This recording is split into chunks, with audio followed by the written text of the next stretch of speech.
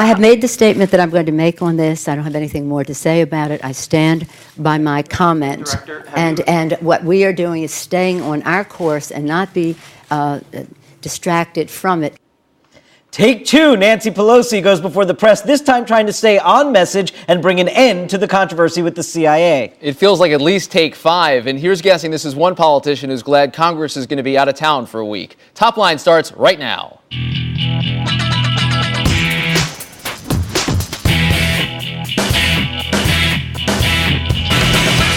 Welcome to ABCNews.com's Top Line. I'm David Chalian. And I'm Rick Klein. Each weekday at noon Eastern, we're bringing you the latest political reporting, insight, analysis, everything you need to know before you head out the door to lunch. And we want you to be part of the conversation via Twitter. Join us at The Note. One word, The Note. Let us know what you think.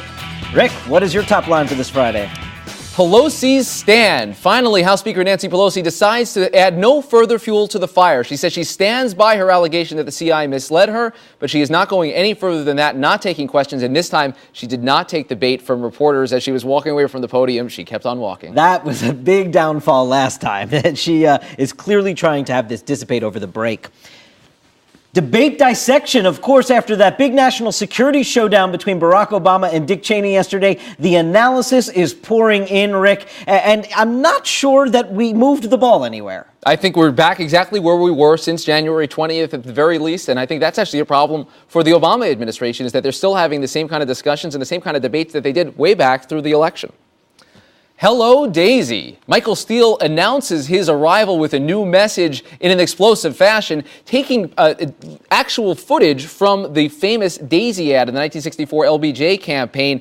This one, clearly, it's a web ad. It's designed to get the press to talk about it, and they do it over at a matter as they can. But it's hard to see this connection between Gitmo and the threat of nuclear terrorism. It's this delivery on that Michael Steele promise to constantly take it to the administration and to the president directly.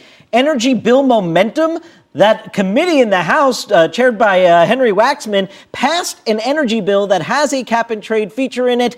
But is this really a sign of big momentum that energy reform is getting done this year? Rick, as you know, Harry Reid still says this is going to be very tough to get done in the Senate. And nothing changed because of this. And not to take away from the work from Chairman Markey and Waxman, they did a lot of work to try to get this through. And it's no small task to get it through the committee. But that is not a House floor vote, and it certainly is not a Senate floor vote. As you were saying before the show, the president made sure to issue a statement on just the committee work, and yes, we're not even back to the full House, as you're saying. But we're going to begin with that national security debate from yesterday. We are joined by Democratic Congressman from Ohio, Dennis Kucinich. Congressman, thank you so much for being here. I want to start with where President Obama and Dick Cheney left off yesterday. Do you sense as wide of a divide between these two as the debate suggests? In other words, has the Bush administration, where they left off with anti-terror policy, has Obama moved so far from that? Well, you know, when you look and hear what Vice President Cheney has to say, I don't know why you and the media aren't calling him to an accounting on the statements that he made that took us into a war and set off this permanent war economy. I think that Mr. Cheney should be brought before the Congress, made to raise his right hand and have to testify about the statements that he made that took us into a war, that created an increased national security problem for the United States. Are you satisfied with where President Obama is taking the war on terror? You look at some of the things he's talked about yesterday. He talked about detention without trials for a number of folks. We have a rendition policy continuing in this country, the Afghanistan policy, obviously. Now he's reinstating military commissions. We're unsure about the future of Gitmo. Are you satisfied, given all of this, where President Obama has taken us? Well, the American people were promised change in November. And change isn't watching the last few dead leaves fall off a tree in the winter. It's moving from winter to spring. We're still waiting for spring. Congressman, so did you not hear any change in President Obama's speech yesterday? We're still waiting for spring. We're still waiting for that kind of significant change, which can tell us that we've really moved away from the Bush administration policies, which caused America to rise up and reject not just a party, but they rejected an administration's approach to human rights, to peace, to everything, and they accepted Barack Obama's campaign as being the vehicle by which we would move towards a new direction. And I think people are still hoping that's going to happen. What has to happen, to your mind, in the short term? What can President Obama do right now to deliver on that change? Well, I think, we're talking about some pragmatics that are right in front of us. Close Guantanamo, end the military tribunals, reawaken the constitutional sentiments that relate to the rights of prisoners.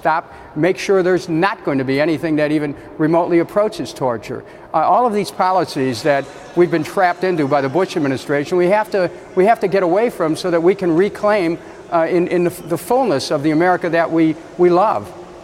Congressman, you shared many a debate stage with Barack Obama throughout the presidential campaign. I'm wondering, does it surprise you that you're not, after watching him operate throughout the entire campaign, are you at all surprised that, as you say, spring has not yet arrived?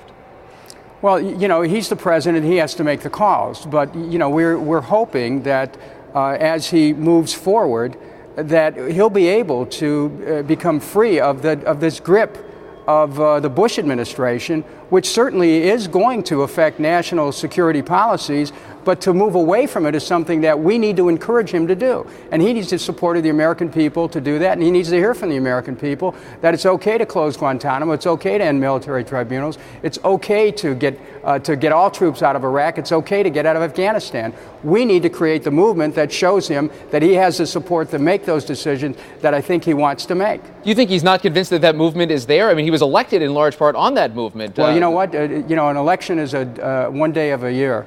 We need a 365-day-a-year civic involvement to convince our leaders and our president that the direction that people voted for is one that we are committed to.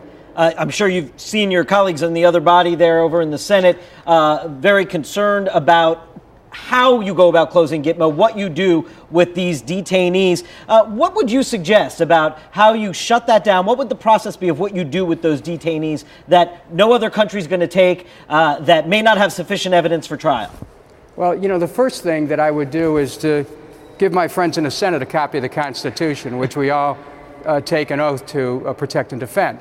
And then to let them know that the United States penal system has a serious set of supermax prisons that could hold people pending trial.